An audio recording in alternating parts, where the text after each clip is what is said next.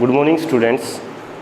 बेटा आज हम टॉपिक स्टार्ट कर रहे हैं परसेंटेज में आज मैं आपको पढ़ाऊंगा, किसी भी क्लास से संबंधित नहीं, 6th, 7th, 8th और 9th तीनों क्लासेज इस टॉपिक को कवर कर सकते हैं। जैसा सबको पता है मैं कैसा मैथ पढ़ाता हूँ, कम्पिटिटिव मैथ पढ़ा रहा हूँ तुम्हें, ठीक है। बीच बीच में सिलेबस के टॉपिक डाल रहा हूँ। अब से आज से अब हर 3 या 2 या 3 दिन बाद एक टॉपिक डालेंगे कंपटीशन का, ठीक है। तो उस मैथ को भी साथ के साथ कवर करते चलेंगे। तो परसेंटेज स्टार्ट कर रहे हैं 6th class, 7th class, 8th class और 9th क्लास सभी के लिए, ठीक है। यानी प्रतिशत का A से लेकर Z तक, प्रतिशत का A से लेकर Z तक कुछ नहीं छोड़ेंगे। प्रतिशत टॉपिक से क्या क्या पूछ सकता है सारे कॉन्सेप्ट मैं आपको कराऊंगा, ठीक है। जो 5th क्लास से स्टार्ट होते हैं, 4th क्लास से स्टार्ट होते हैं और 9th 8th तक चलते हैं परसेंटेज में, ठीक है। तो सबसे पहले परसेंटेज टॉपिक की शुरुआत करते हैं। बेटा परसेंटेज का मतलब क्या होता है? परसेंटेज का मतलब होता है बेटा पर प्लस में संटेज, 2 वर्ड से मिलकर बना है पर प्लस संटेज। और पर का मतलब होता है बेटा प्रत्येक, और संटेज का मतलब होता है बेटा सेंचुरी, और सेंचुरी का मतलब होता है बेटा 100। क्या होता है? 100। यानी प्रत्येक 100 में जो मान होता है उसको क्या बोलते हैं? परसेंटेज बोलते हैं। क्या बोलते हैं?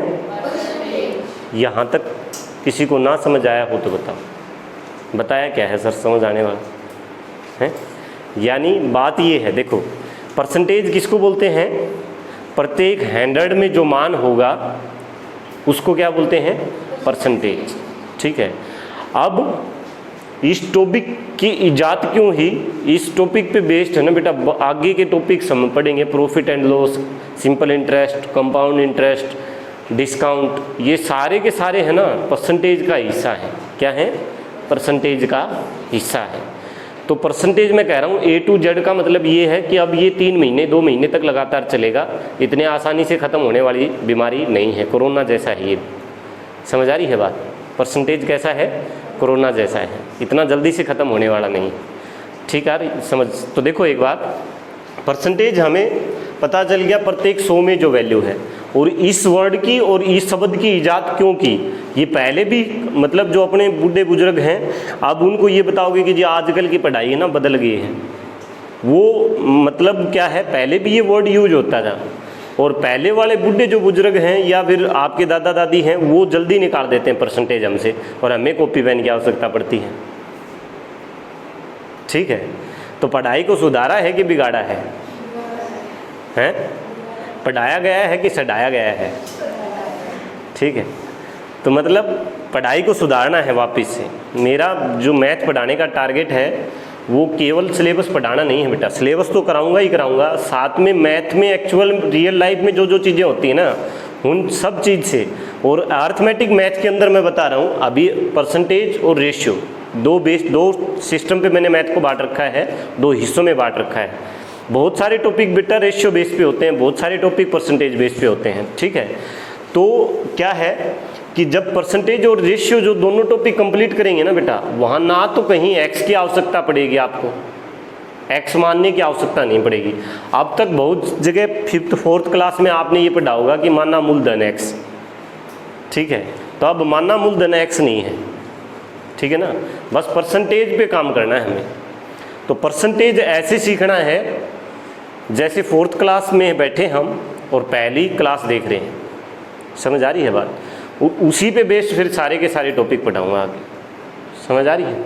तो देखो एक बात, परसेंटेज की बात करूं बेटा तो 2 तरीके से परसेंटेज को पढ़ाया जाता है। कौन से? एक फ्रैक्शन बेस्ड होता है और एक होता है बेटा यूनिटरी बेस्ड। क्या? यूनिटरी का मतलब होता है बेटा एकक नियम। क्या होता है? एकक नियम। एकक नियम का मतलब क्या? देखो 3rd 4th 5th क्लास में जो स्कूल सिस्टम होता है ना, स्कूलिंग जो होती है उस टाइम पे हमें यूनिटरी मेथड सिखाया जाता है। यूनिटरी मेथड 3rd क्लास में सिखाया जाता है, पहली एक्सरसाइज 3rd क्लास में आती है। तो वहाँ पे क्या सिखाया जाता है कि 5 रुपये के बेटा 5 रुपये के नींबू आते हैं 3, तो 10 रुपये के कितने आएंगे, ये सिखाया जाता है यूनिटरी मेथड। और ये आगे जाके ना इतना बड़ा सरदर्द बन जाता है कि हमारे किसी दैनिक जीवन में हम इसका कहीं यूज नहीं कर पाते हैं। क्यों? क्योंकि टीचर ने भी हमें ये सिखाया कि बेटा 5 रुपये का मिले कितने 3, तो 1 रुपये के मिलेंगे बेटा कितने 3/5, और 10 के मिलेंगे बेटा 3/5, और गुणा में कितना 10, 5 दूनी 10 और 3 दूनी कितना 6 रुपये। अब टीचर ने ये चीज़ तो बता दी बेटा 6 रुपये, लेकिन उसने ये नहीं बताया कि कॉन्सेप्ट क्या है, कि किस तरह से आया। अच्छा नींबू है क्या? ठीक है, 6 नींबू क्वांटिटी है, ठीक है, 6 नींबू आए 10 रुपये के। टीचर ने ये नहीं बताया कि कॉन्सेप्ट क्या है और किस तरह से हम काम कर रहे हैं इसके ऊपर, ठीक है। ये कभी हमने सोचा भी नहीं और टीचर ने बताया भी नहीं, सो के चल रहे थे ज़िंदगी में। अब सो के नहीं चलना है, उठ जाओ। देखो क्या होता है एक्चुअल में, मैं बता रहा हूँ कि आप जब भी जितनी गुना वैल्यू देते हो ना, अगले जो जिसको भी देते हो अगले से ये लेते हो, ये मानते हो कि वो वस्तु या जो क्वांटिटी है वो भी मुझे उतनी ही गुना देगा। मतलब मैं जितनी गुना वैल्यू दूंगा, जैसे उसने कहा कि 5 रुपये के मैं 3 नींबू दूंगा, तो मैंने कहा 10 के दे दो, तो मैंने उसकी जो वैल्यू उसने बोली थी उसकी कितनी गुना मैंने बोली 2 गुना। कितनी गुना बोली 2 गुना वैल्यू दे रहा हूँ ना। 5 रुपये की जगह मैंने 10 की बात की, तो उसने जो वैल्यू बोली थी उसका मैंने 2 गुना बात की, तो क्वांटिटी भी मैं कितनी लूँगा 2 गुना। ये होता है एक्चुअल में यूनिटरी मेथड। समझ आई बात? जितनी गुना आप क्या दोगे वैल्यू दोगे, उतनी गुना आप क्या लोगे क्वांटिटी लोगे अगले से। समझ आ रही है बात? ये था असली मतलब यूनिटरी मेथड का, ये होता है कॉन्सेप्ट। समझ आ गई है बात क्या कह रहा हूँ मैं?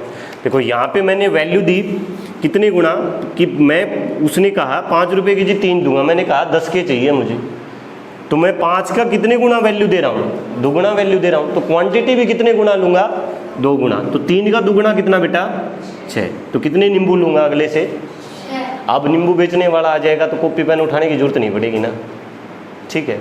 अगर कह दें घर वाले 15 के लेके आने हैं, तो 5 की कितने गुना वैल्यू मैं दे रहा हूँ, तो लूँगा भी कितने गुना, क्या है 7 रुपये के लेने पर जाएँ तब, 7 रुपये के लेने पर जाएँ तब यूनिटरी मेथड आता है। अच्छा चलो 5 रुपये के कह रहा है कि 3 नींबू जी, और 7 रुपये के लेने पड़ गए ना, तो नींबू काट के देने पड़ेंगे उसको ठीक है हाँ काट के देने पड़ेंगे। वैल्यू दिख रही है नालायक की, डायरेक्ट कट नहीं रही है, उल्टी बात पूछ रहा है। 7 रुपये के लेने पड़ गए तब नींबू काट के ले आना, ठीक है। हाँ होता है ऐसा भी, गांव में तो बिल्कुल होता है। बूढ़ी औरतें जो होती है ना 10 रुपये डाल के जाएंगी जेब में और कहेंगी 1 रुपये का नींबू दे दे, 1 रुपये की ये दे दे, 1 रुपये का वो दे दे। अगले की पूरी दुकान खरीद के ले आते हैं 1-1 रुपये में, चाहे दे आधा आधा। अब मजबूरी है, काट सकता नहीं है, 1-1 तो कम से कम देगा ही, छोटा दे दे काम चला लेंगे उसी से, ठीक है। तो यूनिटरी मेथड समझ रहे हो। चलो अब आगे चलते हैं बेटा। देखो यूनिटरी मेथड जो मैंने बताया बेटा केवल इस तरह से काम नहीं करता है, यूनिट है दोनों तरफ से काम करती है। अभी मैंने एक तरफ से आपको दिखाया कि मैं जितनी गुना क्या दे रहा हूँ वैल्यू दे रहा हूँ, उतनी गुना क्वांटिटी ले रहा हूँ, ठीक है। अब मैं कहूँ कि 10 रुपये के 5 सेब मिलते हैं, ये तो बड़ी बात हो जाएगी। 5 सेब 10 रुपये के कहाँ मिलेंगे? 10 रुपये के कोई और कुछ कर लो, कोई बात नहीं, कर लो सेब कर लो। अब सस्ते हो गए हैं लॉकडाउन में, ठीक है। 10 रुपये के 5 सेब मिलते हैं बेटा, ठीक है। तो मैं कह दूँ 5 नहीं, 100 के कर लो, चलो 100 के कर लो।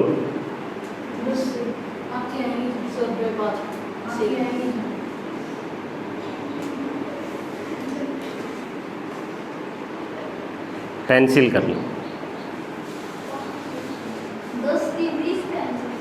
हाँ आज से 5 साल पीछे चले जाओ, ठीक है 10 रुपये की 20 पेंसिल मिलती हैं। हाँ सर नालायक, पहले आती थी 10 रुपये की 20 पेंसिल, ठीक है। 10 रुपये की नहीं आती थी क्या? आती थी। 1 रुपये की तो मुझे ध्यान है, ठीक है, 5-7 साल पहले मुझे ध्यान है कि 1 रुपये की 1 पेंसिल आती थी नटराज।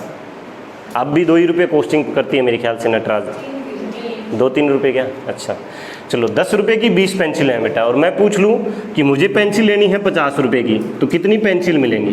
तो देखो यूनिटरी मेथड जो मैं बता रहा हूँ ना बेटा दोनों तरफ से काम करता है। यहाँ से भी आप देख सकते हो कि कितनी वैल्यू का कितनी गुना क्वांटिटी मिल रही है, वैल्यू की कितनी गुना क्वांटिटी मिल रही है। तो 10 का कितने गुना है क्वांटिटी 2 गुना है। तो यहाँ से 50 रुपये का दुगुना करेंगे तो कितना 100 पेंसिल आ जाएंगी। कितनी पेंसिल आ जाएंगी 100 पेंसिल आ जाएंगे। आंसर।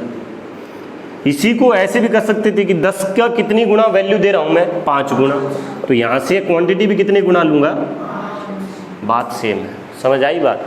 दोनों तरफ काम करती है यूनिट दोनों तरफ काम करती है, समझ आ गई बात। ये होता है यूनिटरी मेथड एक्चुअल में।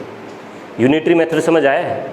अब चलते हैं परसेंटेज के ऊपर। ये तो 3rd क्लास का काम समझाया मैंने, खुश हो गए हैं।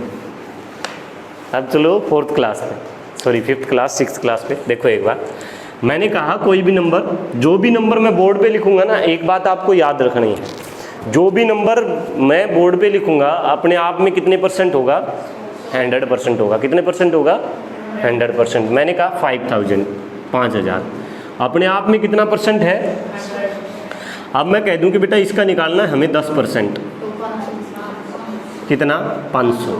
अब कैसे निकाला, देखो कि इसका 1/10 किया तो इसका भी 1/10 कर दो, या फिर डायरेक्ट मैं बताऊं तो बेटा देखो 1 0 मैंने इस तरफ कम की है यहाँ पे, तो 1 0 इस तरफ भी मैंने कम कर दी। यहाँ से 1 0 कम लिख दी। यहाँ पे मैं कह दूँ 1%, तो मैंने 2 0 कम कर दी, तो यहाँ भी क्या करूँगा 2 0 50।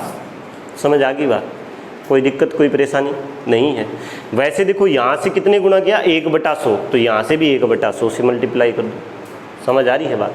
यहाँ से देख लो कितने गुना 50 गुना, कितने गुना, यहाँ पे भी कितने गुना, यहाँ पे भी कितने गुना। अब कोई भी वैल्यू पूछ ले 17% बताओ, 50 गुना कितना हो जाएगा 17 पंजे 17 पंजे थप्पड़ इतने मार दूंगा, 17 पंजे 85, कितना 850। आज ये वीडियो हो जाती कंप्लीट, उसके बाद बताऊंगा। ठीक है चलो ठीक है। तो मैं 17% पूछ रहा था बेटा, 17% कैसे निकालोगे। ये भी कितने गुना 50 गुना, 17 पंजे होता है बेटा 85, और 1 0 एक्स्ट्रा है तो 0 लगा दो। 850 क्या होगा 17%। समझ आई बात। 19% पूछ लूँ, 23% पूछ लूँ, 21% पूछ लूँ, 24% पूछ लूँ, 27% पूछ लूँ, 73% पूछ लूँ, कुछ भी पूछ लूँ, सब कुछ कितने गुना 50 गुना, सब कुछ कितने 50 गुना। समझ आई बात। ये जो यूनिटरी मेथड में सीखने की चीज़ थी ना वो ये थी। समझ आई बात। जितने गुना यहाँ से ये वैल्यू उतने ही गुना सब कुछ। समझ आ गई बात। अब कोई भी परसेंटेज निकाल सकते हैं यहाँ से। अच्छा तो 73% निकालना पड़ गया, तब कैसे निकालोगे बेटा। इसको 50 गुना करना है एक बार। 73 की टेबल तो आपको नहीं आती, लेकिन 5 की तो आती है ना। 5 दिए कितना 15, कैरी कितना 1, 7 दिए कितना 21, 21 और 1 कितना 22, 2250 आंसर। सॉरी 7 5 7 कितना 35, 35 और 1 कितना 36, 3650। समझ आ गई बात। अच्छा गलती मेरे से भी हो सकती है, इंसान हूँ मैं। ठीक है तो इतना ज़्यादा वो ना करें, भड़के ना मेरे ऊपर, आराम आराम से चलने दो। चलो नेक्स्ट एग्जाम्पल एक और देखो बेटा। मैंने कहा 6000 6000, 100% है कितना 6000, तो 10% कितना होगा बेटा 600, और 1% कितना होगा बेटा 60।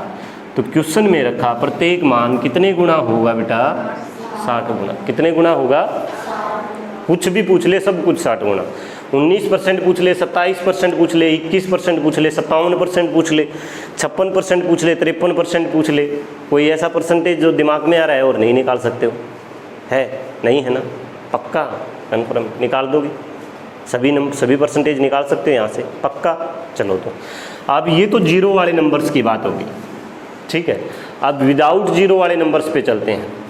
विदाउट जीरो वाले नंबर पे तो देखो एक बार मैंने कहा 3450, इसका ये कितना है अपने आप में 100%, इसका 10% निकालना है।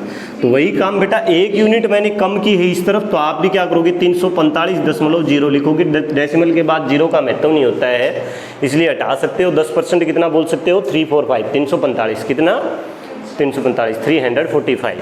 अच्छा 1% अगर मैं पूछूँ तो कितना बेटा 34.50, कितना 34.50। अगर 1% 34.50 आ गया तो कुछ भी परसेंट पूछूँ सब कुछ क्या कितने गुना होगा 34.50 गुना होगा। कितने गुना होगा। अब देखो दिक्कत कहाँ आती है। अब मैंने पूछ लिया कि बेटा 20% बताओ, तो दिक्कत नहीं आनी है। मैंने पूछ लिया 30% आनी है क्या 20% में दिक्कत? 34 गुणा 50 कर दो, देखो गुणा में 34.50। अब मल्टीप्लाई का एक रूल मैंने बता रखा है, अच्छा 2 डेसिमल मल्टीप्लाई का मैंने एक रूल बता रखा है बेटा पॉइंट के अंदर कि मल्टीप्लाई को काउंट नहीं कर, मल्टीप्लाई में डेसिमल को काउंट करना नहीं होता, इसको भूल जाओ डेसिमल है क्या, बाद में देखेंगे, इसके साथ बाद में बात करेंगे। डायरेक्ट 2 से मल्टीप्लाई करो, 1 0 है, 1 0 यहाँ पे है, 2 0 तो वैसे ही लगा दो, ठीक है। अब 5 दूनी कितना 10, कैरी कितना 1, 4 दूनी 8 और 1 कितना 9, 3 दूनी 6, ठीक है। अब देखो कितने डेसिमल के बाद, सॉरी कितने डिजिट के बाद डेसिमल था 2, तो 2 के बाद डेसिमल लगा दो, ये क्या आ जाएगा 20%। कितना परसेंट आ जाएगा 20%। 50% 50 से मल्टीप्लाई कर दे 34.50, समझ आ गई बात। आप देखो डेसिमल वाले नंबर में भी 10%, 20%, 30%, 40%, 50% कोई दिक्कत नहीं है। अब विदाउट मतलब ऐसा नंबर आ गया जिसमें जीरो नहीं है सर, देखो अब ऐसा भी हो सकता था कि सर आपने तो ये पूछ लिया 20, आप 21 पूछ नहीं सकते था मुझसे, आप 21 नहीं पूछ लोगे क्या? बिल्कुल पूछ सकता हूँ, मैं तो कोई भी परसेंटेज पूछ सकता हूँ। देखो 20% का मुझे पहले पता लगाना है, 20 क्या होता है बेटा, इस जगह पे फिर नंबर को तोड़ना सीखना है हमें। 20 + 1% किसके बराबर होगा 21% के बराबर होगा। अब इसका 20% देखो 10% कितना है 345 इस नंबर का, 10% कितना 345 और 10% 345 आया तो 20% कितना आया 690 आया। अब 1% निकालना है, 690 में जोड़ दो बस ये 34.50, तो 0.50493 कितना, कैरी कितना 724.50, 724.50। अब ये चीज़ें बेटा मैं बता रहा हूँ, देखो आपको क्या करना है कि ऐसे नंबर उठाने हैं मन से विदाउट जीरो वाले, और उनके परसेंटेज खुद से निकालने की प्रैक्टिस करनी है और अपने दिमाग से करनी है। और एक चीज़ और मैं लेके आ रहा हूँ साथ साथ, अब की बात हर दिन सीट दूंगा एक परसेंटेज की, जब परसेंटेज कराऊंगा तो परसेंटेज कैलकुलेशन सीट जिसको बोलते हैं, वो सीट अब लगभग मैं ये मान लो इस महीने में सारी तैयार कर लूँगा। तो 60 दिन तक लगातार कैलकुलेशन पर काम करेंगे, यानी 2 महीने लगातार कैलकुलेशन पे काम, ठीक है। तो कैलकुलेशन में ऐसे हो जाओगे कि जोड़ घटा गुणा भाग जब जो भी है वो तुरंत ये बता दोगे जी इसका आंसर ये है। और उस सीट का जो टाइमिंग स्टार्ट करेंगे ना, हर सीट में बेटा लगभग 25 क्वेश्चन रहेंगे हर सीट में। पहले इजी सीट आएगी और टाइम भी ज़्यादा मिलेगा, 15 मिनट 10 मिनट आपको सोल्व करने के लिए मिलेंगे। फिर थोड़ी सी सीट का लेवल है वो बढ़ेगा, टाइम भी थोड़ा सा कम करेंगे, फिर और लेवल बढ़ेगा टाइम कम, फिर और लेवल बढ़ाएंगे टाइम कम, और लेवल बढ़ाएंगे टाइम कम। और जब 60वीं नंबर की जो सीट आएगी ना, कोई दिक्कत नहीं, 60 के दीर्घ 120 दिन लगा सकते हैं, 120 नहीं 300 दिन लगा सकते हैं। 300 दिन स्कूल लगेगा ना, 300 दिन में कवर करना है हमें, ये मान के चलना है, ठीक है। परेशानी नहीं माननी है, बस अपने आप को सुधार की ओर ले जाने की सोचना है हमेशा कि हम सुधारना है अपने आप को, बस पहले जैसा नहीं रहना है। समझ आ रही है बात? तो कैलकुलेशन पे काम करते रहेंगे, ये आपको निकाल के देखना है, ठीक है। चलो तो अब ये आ गया। उसके बाद परसेंटेज के कुछ मैं फ्रैक्शन आपको लिखवा देता हूँ बेटा, जो डायरेक्ट आप याद कर लो, ठीक है। डायरेक्ट क्या कर लो, याद कर लो। जैसे मैं कहूँ वैल्यू, वैल्यू में अगर मैं बोलूँ 1, तो परसेंटेज में इसको डायरेक्ट आप कितने परसेंटेज से याद रखोगे बेटा 100%। इसका मतलब आप 2 तरीके से समझ सकते हो बेटा, यानी जब भी कोई नंबर है उसको परसेंटेज में कन्वर्ट करना है ना, तो मल्टीप्लाई बाई क्या करना पड़ेगा 100 करना पड़ेगा। क्या करना पड़ेगा बेटा, मल्टीप्लाई बाई 100 करना पड़ेगा। समझ आ गई बस, कोई दिक्कत नहीं है। अच्छा, अब उसके बाद वैल्यू बोलूँ 1/2, तो इसको क्या लिखूँगा बेटा 50%।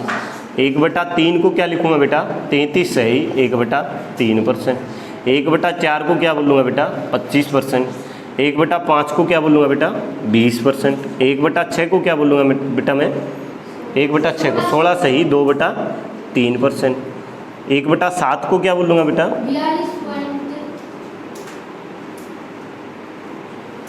14 सही 2/7%। उसके बाद 1/8 को क्या बोलूँगा मैं 12.5%। 1/9 को क्या बोलूँगा बेटा मैं 11 सही 1/9%। और 1/10 को क्या बोलूँगा बेटा मैं 10%। और 1/11 को क्या बोलूँगा बेटा मैं 9 सही 11%। तो यहाँ तक याद कर लो। और वैसे 1/12 को लिखना चाहो तो 8.5 बोलते हैं, 8 सही 1/2। यहाँ तक वैल्यू याद कर लो फ्रैक्शन में। तो ये सारी टेबल मैंने लिख दी आपके सामने, आपको अपनी फेयर कॉपी में उतार के याद करनी।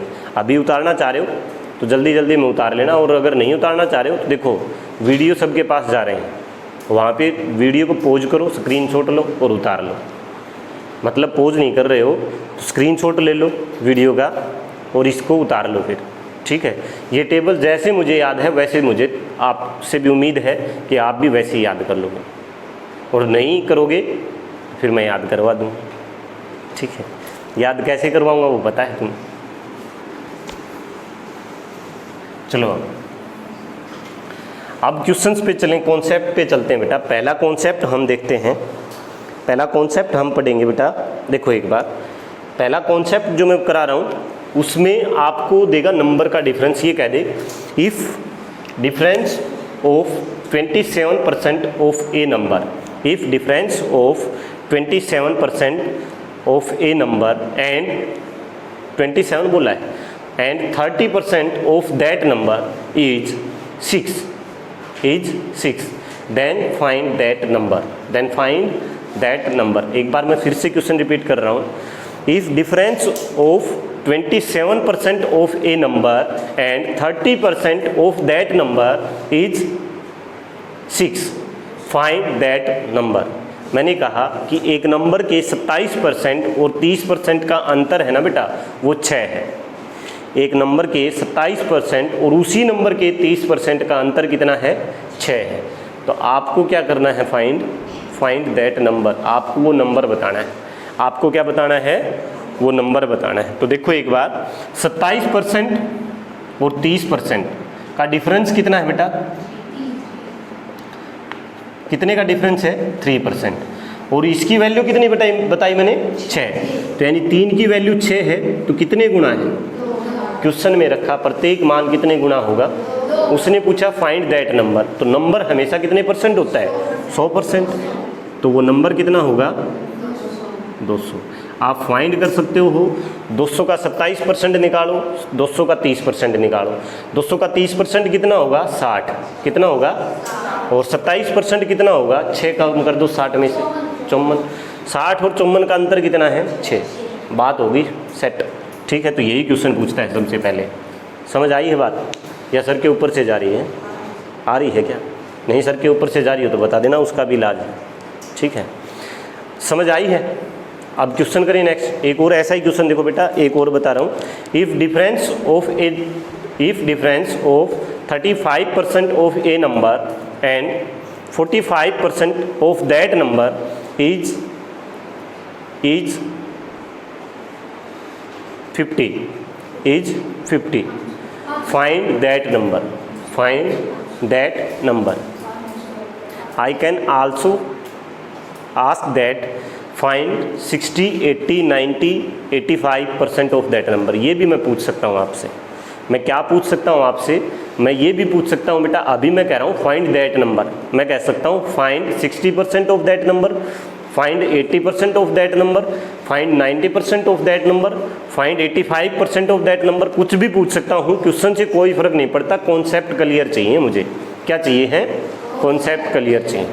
समझ आ रही है बात। देखो एक बार मैंने ये कहा कि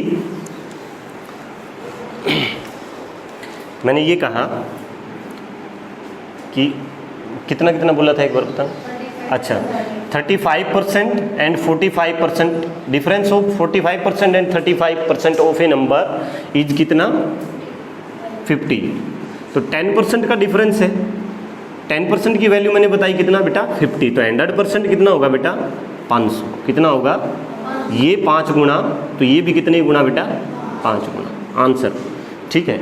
मैं पूछ लेता फाइंड 90% ऑफ दैट नंबर, तो अब की बार 100% नहीं 90% निकालना पड़ता। तो 9 पंजे कितना, 45। कितना आ जाता, 450। कुछ भी पूछूं सब कुछ कितने गुना होगा, 5 गुना। कितने परसेंट, 5 गुना। कितना, 5 गुना। समझ आई बात। कुछ भी पूछ लूँ सब कुछ 5 गुना। मैं कह दूँ कि फाइंड 83% ऑफ दैट नंबर, 83% बताओ उस नंबर का, तब भी क्या करोगे, 5 गुना। 5 तिया 15, 8 पंजे 40, और एक कितना, 415, 415। तो कोई भी परसेंटेज पूछ सकता हूँ मैं उस नंबर की, ठीक है। अब नंबर निकाल के आप चेक भी कर सकते हो, कोई भी परसेंटेज पूछ सकता हूँ। समझ आ गई बात? कोई दिक्कत, कोई परेशानी? ये था बेटा कॉन्सेप्ट नंबर 1। क्या था ये? Concept number 1। अब चलते हैं बेटा कॉन्सेप्ट नंबर 2 के ऊपर, ठीक। अभी कॉन्सेप्ट नंबर 2 लिखवा रहा हूँ, कॉपी पेन कोई नहीं चलाएगा, बस बोर्ड पे ध्यान रखना है। जब पढ़ा रहा हूँ तो बस पढ़ा रहा हूँ, सोना नहीं है, ध्यान मगन रहो बस बोर्ड के ऊपर, ठीक है। देखो प्राइस गुणा कंजम्पशन इज इक्वल टू होता है बेटा एक्सपेंडिचर।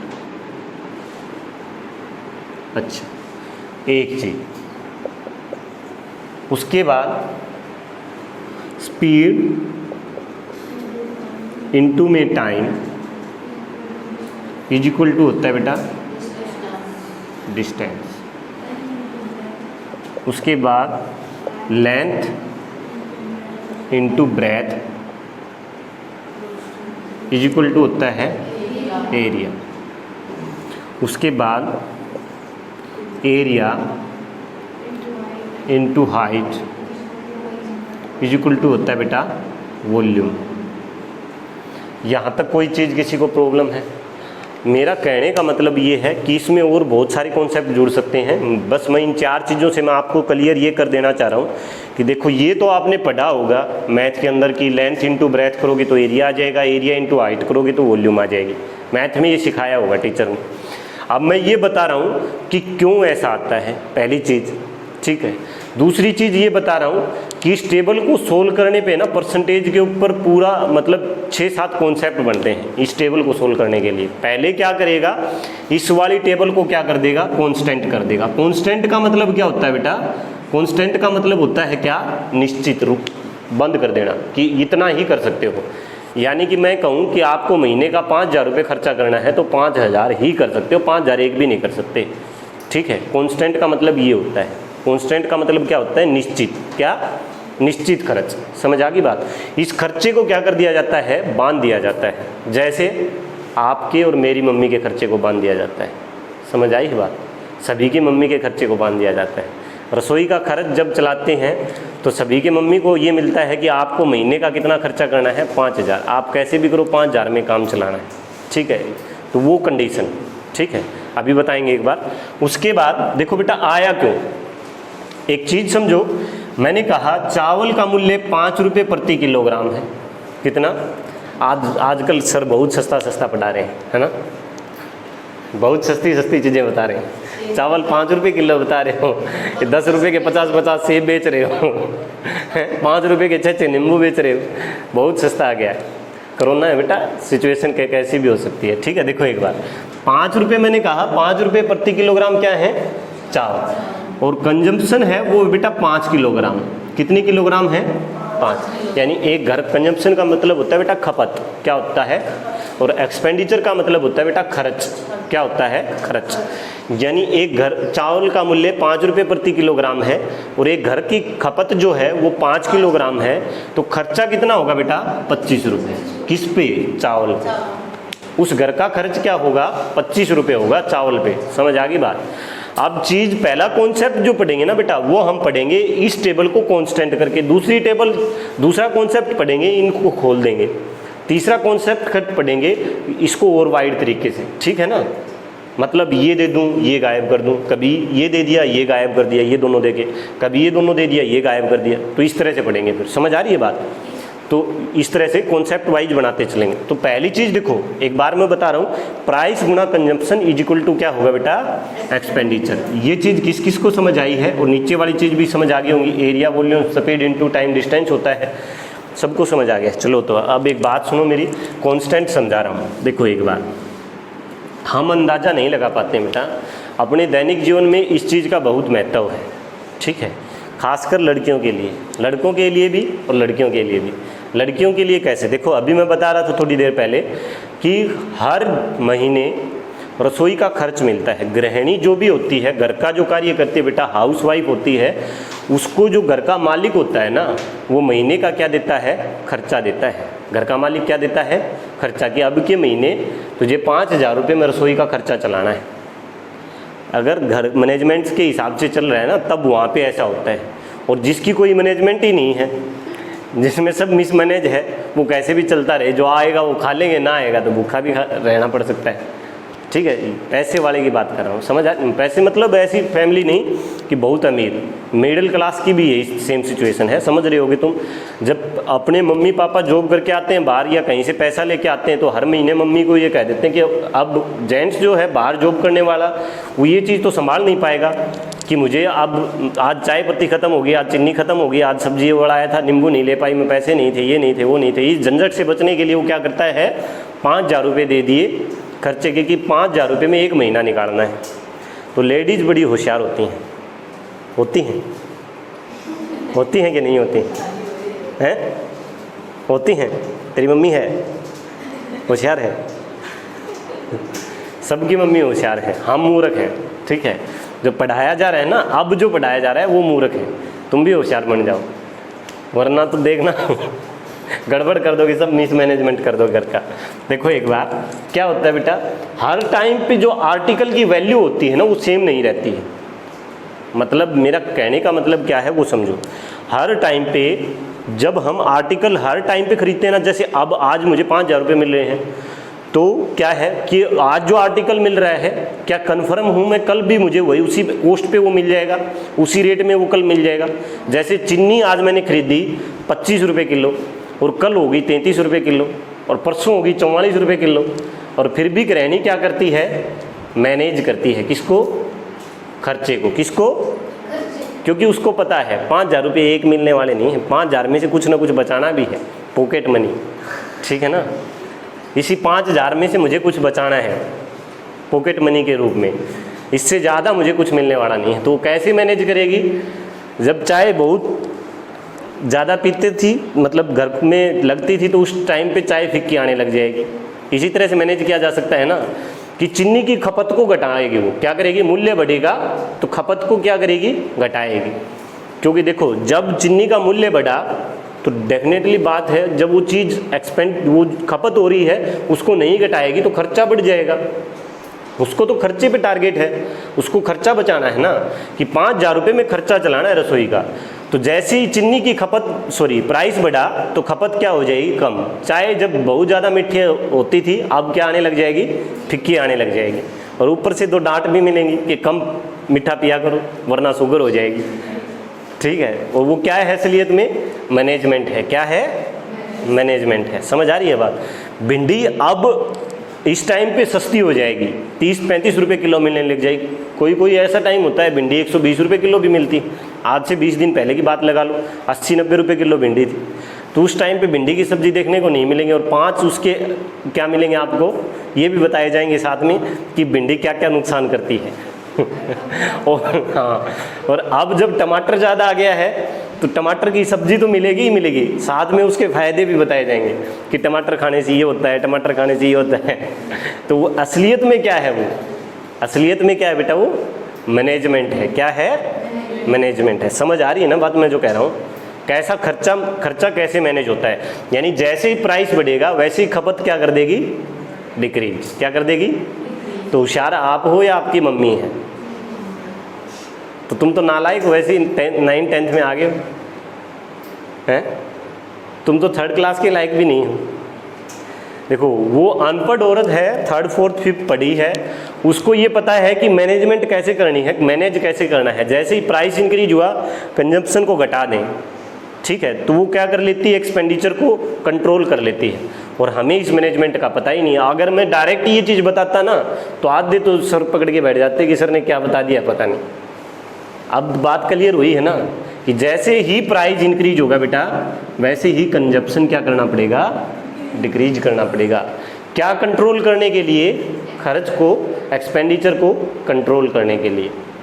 समझ आ रही है बात मैं क्या कह रहा हूँ। और एग्जाम्पल बताऊँ, बहुत हो गए हैं एग्जाम्पल, समझ आ गई बात, कोई दिक्कत नहीं।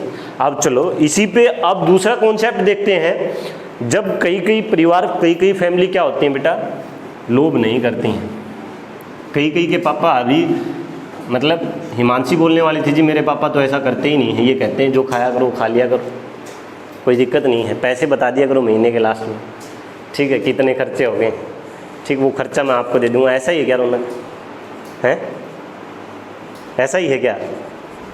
देखो एक बात, तो कई कई फैमिली में क्या होता है बेटा कि पति मेहरबान होता है, या फिर मतलब ये है कहने का कि जो घर चलाने वाला है वो घर की कंडीशंस को देखता है, बाज़ार की कंडीशन को देखता है, और वो ये कहता है कि कोई बात नहीं है, मतलब मुझे पैसे से मतलब नहीं है, मुझे जो क्वालिटी चाहिए ना उसके साथ मैं समझौता नहीं कर सकता हूँ, मैं चाहे मिट्टी थी तो मिट्टी पीऊँगा, चाहे मुझे शुगर हो जाए समझाने की ज़रूरत नहीं है, मिट्टी लेके आया कर, ठीक है।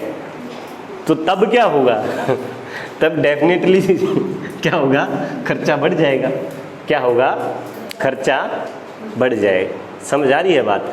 तो दो कंडीशन हो सकती हैं, क्या क्या? पहले तो जब एक्सपेंडिचर को कांस्टेंट रखा जाए, तो जब प्राइस इंक्रीज होगा तो बेटा कंजम्पशन क्या करना पड़ेगा, डिक्रीज करना पड़ेगा, और जब प्राइस इंक्रीज हो जाए और कंजम्पशन सेम रहे, या कंजम्पशन बढ़ जाए और प्राइस सेम रहे, तो खर्चा क्या होगा बेटा, बढ़ेगा। एक एग्जांपल दूसरा और बता देता हूँ। देखो एक बात, हमने सोच लिया कोई बात नहीं है, खर्चा ये सेम रखो, प्राइस भी सेम रखो, मैंने कह दिया कि कोई चीज़ 20 रुपये प्रति किलोग्राम आ रही है, और एक गृहिणी ने हिसाब लगा रखा है कि मैं ना महीने की चीनी पे जो खर्चा है वो मेरा 5 किलोग्राम चीनी खपत करती हूँ, 5 किलोग्राम क्या करती हूँ, चीनी की खपत करती हूँ।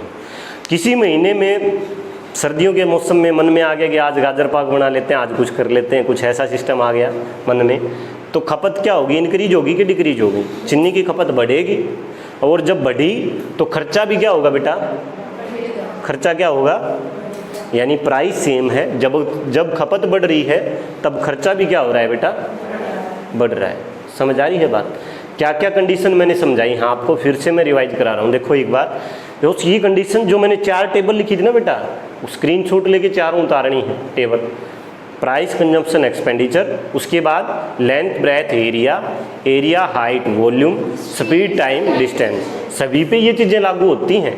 अब मैं बता एग्जाम्पल बोल रहा हूँ जिसको तुम जल्दी कैच कर रहे हो, ठीक है ना, गृहिणी वाले, ये जल्दी तुम कैच कर रहे हो क्योंकि तुम देख रहे हो दिन भर, लेकिन अब तक पहले मैथ को ऐसे नहीं देखा था ना, आप देख लो मैथ। चलो तो अब बात क्या कर रहे थे हम, मैंने जो 3 कंडीशन बताई हैं इस पे 3 तरह के क्वेश्चंस बनेंगे। पहली कंडीशन मैंने ये बताई कि बेटा जब एक्सपेंडिचर को हमें कांस्टेंट रखना हो तो प्राइस को बढ़ाएंगे तो कंजम्पशन क्या करना पड़ेगा, डिक्रीज करना पड़ेगा, घटाना पड़ेगा। समझ आ गई है बात?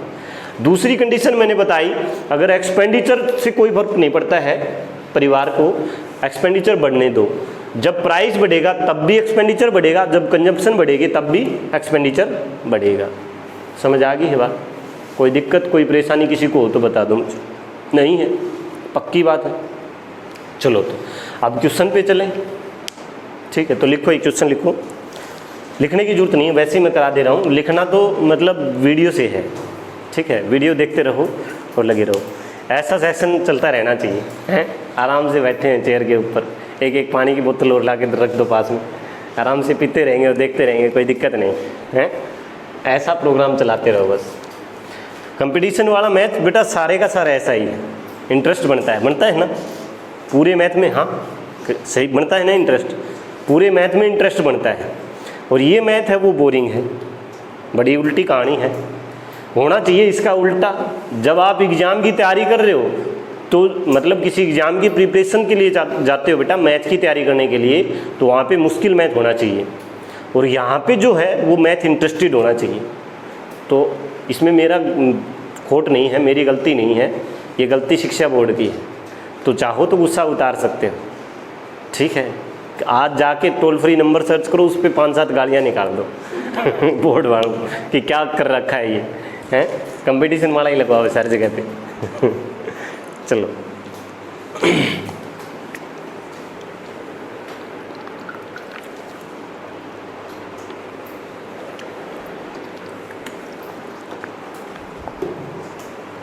देखो एक बार क्वेश्चन बता रहा हूँ बेटा, देखो a price increase by 10% and if price increase by 10%, then what should be percentage change in consumption if a housewife, क्या बनेगी statement, if a housewife wants to remain her expenditure constant। समझ आई बात मैं क्या कह रहा हूँ? मैंने कहा यदि किसी वस्तु के मूल्य 10% से बढ़ जाए तो कंजप्शन में कितने प्रतिशत का बदलाव होगा जब एक गृहिणी ये चाह रही है कि उसका खर्चा है वो निश्चित रहे, बदल लेना। समझ आ रही बात मैं क्या कह रहा हूँ? मैंने ये कहा है कि चलो चीनी की बात कर लेते हैं। If price of sugar increase by 10%, then what should be percentage change in consumption that expenditure remain constant, कि एक्सपेंडिचर क्या रहे, कांस्टेंट रहे। कि अगर चीनी के मूल्य 10% बढ़ गए तो हमें कंजप्शन में कितने प्रतिशत डिक्रीज करना पड़ेगा ताकि एक्सपेंडिचर क्या रहे, कांस्टेंट रहे, रिमेन कांस्टेंट रहे। समझ आ गई बात? समझ आ रही है क्या कह रहा हूँ? ठीक है, तो इस तरह के क्वेश्चन को कैसे सोल्व करोगे? ठीक है, तो देखो कैसे सोल्व करोगे बेटा। मैंने कहा प्राइस कंजप्शन और एक्सपेंडिचर, प्राइस गुणा कंजम्पशन क्या होता है, एक्सपेंडिचर होता है। मैंने कहा कि प्राइस अगर 10% बढ़ गया, प्राइस अगर 10% बढ़ गया तो हमें कंजम्पशन में कितने परसेंट डिक्रीज करना है। तो ओरिजिनल जो प्राइस था वो क्या था बेटा, 100% था। अब जो चेंज होगा वो किस में होगा, 100% में होगा। 10% हुआ, कितने में हुआ, 110 में, और गुणा में कितना, 100। ये करना है। 10 11 से कटेगा तो 1/11 क्या होता है बेटा, 9:1/11%। ये क्या करना पड़ेगा, डिक्रीज करना पड़ेगा। क्या, कंजम्पशन, खपत को इतने परसेंट डिक्रीज करना पड़ेगा। एक बार मैं फिर से बता रहा हूँ, देखो आप डायरेक्ट भी इस चीज़ को याद रख सकते हो और मैं बता रहा हूँ कैसे आया है। देखो स्टार्टिंग में जो प्राइस था वो कितना था, 100%। ठीक है, किसी भी वस्तु का स्टार्टिंग में प्राइस कितना होता है, 100%। उसने कहा इंक्रीज हुआ 10%, इंक्रीज कितना हुआ, 10%। अब ये देखना है कि अब कितने प्राइस पे हमें डिक्रीज करना है ना, अब कितने प्राइस पे डिक्रीज करना है, 110% हो गया है तो एक डिवाइड बाई 110 और मल्टीप्लाई बाई क्या, 100, किस लिए, परसेंटेज लेके आने के लिए। तो 10/110 गुणा में क्या करेंगे, 100, तो जो डिक्रीज परसेंटेज है वो आ जाएगा। समझ आ गई ये बात? एक और क्वेश्चन मैं बता रहा हूँ। If length of a rectangle decrease by 20%, then what should be percentage change in breadth that area remain constant. इसका मतलब ये कहा कि मैंने लेंथ है वो 20% डिक्रीज होगी है, लेंथ 20% डिक्रीज होगी है। तो लेंथ 20% डिक्रीज होगी तो स्टार्टिंग में कितना था, 100 पे 20 डिक्रीज हुई तो कितना बचेगा, 80, और मल्टीप्लाई बाई कितना, 100। तो परसेंटेज से 20 से 20 चौके 80, 4 से कितने पे, 25%। तो कितना, ब्रेथ को कितना परसेंट इंक्रीज करना पड़ेगा, 25%, एरिया को कांस्टेंट रखने के लिए। और एक चीज़ और बता दी मैंने बेटा, जब ये वाली चीज़ कांस्टेंट है तो ये बढ़ेगा तो ये घटेगा, और ये घटेगा तो ये बढ़ेगा। समझ आ गई है बात पूरी टेबल में? तो ये क्वेश्चन आपको ट्राई करने हैं। उसके बाद कल मंडे से जो मेरे बच्चे पुराने हैं, जो मतलब मेरे से पढ़े हैं, मेरे बच्चे पुराने हैं, मतलब मेरे से जो बच्चे पुराने पढ़े हैं, उन सब के पास कंपटीशन वाली बुक है मैथ की।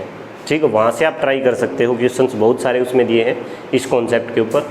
और जो बच्चे अब नए आ रहे हैं उनके लिए मैं ये बता रहा हूँ कि कल से पुराने वाले बच्चे, मैंने कल भी बोला शायद, बुक लेके आया है कोई कंपटीशन वाली मैथ, कम्पिटिटिव मैथ नहीं लेके आया है? अच्छा, जो मैथ मैंने लगवा रखा है कम्पिटिटिव एग्जाम्स के लिए अपना मैथ, वो मैथ लेके आना है। समझ आ गई है बात? हाँ, सभी को, पुराने जो हैं सभी को। ठीक है, वो उसमें से उनको कॉपी, फ़ोटोकॉपी करवा देंगे इनको। ठीक है, ताकि साथ ही साथ ये भी काम करते रहें। और ये वीडियो देखना चाह रहे हो तो वीडियो से जितना काम मैं करा रहा हूँ ना बेटा, उसके साथ साथ इसी हिसाब से चलना और इसी मेंटेलिटी से चलना है। हर क्वेश्चन के पीछे जो स्टोरी बता रहा हूँ ना, टाइम पास नहीं कर रहा हूँ, ये बता रहा हूँ कि ये नहीं समझोगे ना बेटा तो सबसे बड़ा जो सरदर्द है वो परसेंटेज है, उसके बाद कुछ नहीं, फुश परसेंटेज वाला सारा पोर्शन, मैथ में कुछ भी नहीं। समझ आ रही है बात? अभी चलो एक दो क्वेश्चन और कर ले। कितना टाइम हो गया है? 44 मिनट, वो ज़्यादा हो गया। ठीक है, क्यों? अच्छा चलो चलो ठीक है। तो बेटा आपको भी ट्राई करना है, सभी को 1 मिनट और बोलने के लिए कह रही है ये चलो आप सभी को ट्राई करना है और लगे रहना। आप सबको भी जिसने सीख लिया है, अब की बार मैं ये कह रहा हूँ, जिसने सीखा है उसके लिए भी नया है। इसका मतलब क्या है? नंबर ऑफ़ क्वेश्चंस बढ़ाऊंगा मैं। क्या करूँगा? नंबर ऑफ़ क्वेश्चंस बढ़ाऊंगा और नंबर ऑफ़ कॉन्सेप्ट बढ़ाऊंगा। क्या करूँगा? तो बेसिक से दोबारा सीखने का मौका मिल रहा है, तो ये कतई मत समझना कि आप एक्सपर्ट हो गए हो, आपको ज़्यादा आने लग गया है। जिस टाइम मुझे ये महसूस हुआ उसी टाइम मैं पकड़ लूँगा उसी को और घुमा के क्वेश्चन पूछूंगा, और नहीं आया तो फिर इलाज कर दूँगा। ठीक है? तो जिन्होंने पढ़ लिया है उनको भी पढ़ना है, और जो नए पढ़ रहे हैं उनके लिए मजबूरी है कि ज़्यादा काम एक दिन में करवा नहीं सकते। ठीक है? तो क्लास 6, 7th, 8th और 9th कंपटीशन कहाँ पे चलता है अपना? 6, 7th, 8th और 9th, 4 क्लासेज में। ठीक है? तो चारों क्लासेज को ट्राई करना है। चारों क्लासेज के लिए वीडियो है, और जो भी कंपटीशन के वीडियो आएंगे प्लेलिस्ट मिलेगी आपको मेरे यूट्यूब चैनल पे, और अब जो भी कम्पिटिटिव एग्जाम्स वाले वीडियो आएंगे उस प्लेलिस्ट में अब परसेंटेज कंप्लीट होगी, उसके बाद सारे टॉपिक प्रॉफिट लॉस कंप्लीट होगा, फिर SI, CI, कंपाउंड, ये डिस्काउंट, उसके बाद ratio, time and work, time and distance, pipe and system, सारे टॉपिक है ना बेटा प्लेलिस्ट में आपको लगातार मिलते रहेंगे। तो वो प्लेलिस्ट आपको वो अलग से करना है, वो आपका अलग होमवर्क है मैथ के लिए। ठीक है? और जो टॉपिक पढ़ा रहे हैं, सिलेबस पढ़ा रहे हैं, वो आपका अलग होमवर्क है। तो मैथ के 2 पोर्शन चलते हैं। जो बच्चे पुराने हैं उनको सबको पता है। अब जो बच्चा नया है, नया जुड़ा है यूट्यूब पे, या फिर नया इस साल जुड़ा है, उन सबको मैं बता रहा हूँ। ठीक है? तो थैंक यू।